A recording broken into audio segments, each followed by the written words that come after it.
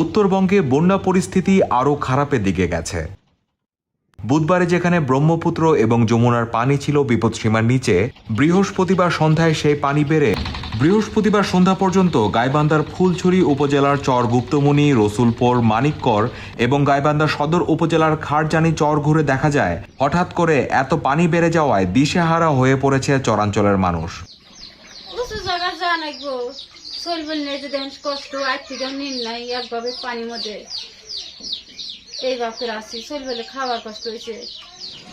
এছাড়াও গাইবান্ধার সুন্দরগঞ্জ এবং শাহঘাটা সহ উপজেলার 1 লাখের বেশি মানুষ আক্রান্ত বন্যায়।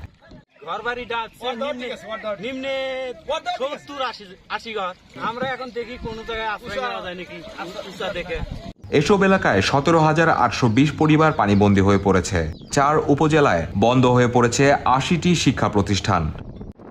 অন্যদিকে বন্যায় প্রবল স্রোতে ভাঙতে শুরু করেছে খারজানি চর। কোনো উপায় না দেখে এই চরের বেশিরভাগ মানুষ ঘর বাড়ি নিরাপদ আশ্রয়ে সরিয়ে নিতে বাধ্য হচ্ছেন।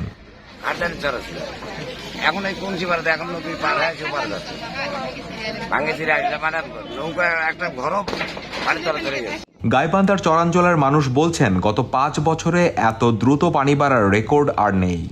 এরই মধ্যে চরে বিশুদ্ধ পানির সংকট শুরু হয়েছে। জেলা প্রশাসনের পক্ষ থেকে জানানো হয়েছে 4 উপজেলায় প্রায় 181টি অস্থায়ী আশ্রয় কেন্দ্র প্রস্তুত রাখা হয়েছে।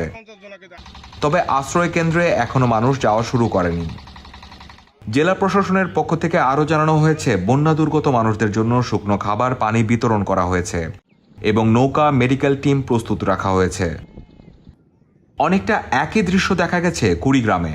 জেলার 72টি ইউনিয়নের মধ্যে 55টি ইউনিয়ন বন্যা দুর্গত।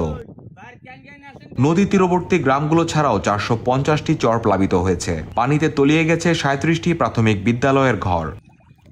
এতে 1 লাখেরও বেশি মানুষ বন্যা দুর্গত হয়েছে। ব্রহ্মপুত্র নদে পানি বৃদ্ধি অব্যাহত থাকায় চিলমারি, রৌমারি রুটে ফেরি চলাচল বন্ধ রাখা হয়েছে। পানিবন্দী অনেক মানুষ ঘর বাড়ি ছেড়ে সরকারি রাস্তা, বাঁধের উপর ও বন্যা আশ্রয় কেন্দ্রে আশ্রয় নিয়েছেন। এখনও এখানে অনেক মানুষ পানির সাথে যুদ্ধ করে বাড়িতেই রয়েছেন।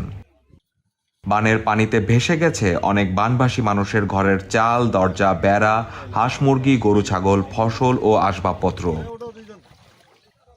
পানিবন্দী লোকজন খাবার ও বিশুদ্ধ পানীয় জলের চরম সংকটে রয়েছেন। সরকারি ত্রাণ সহায়তা বিতরণ করা হচ্ছে।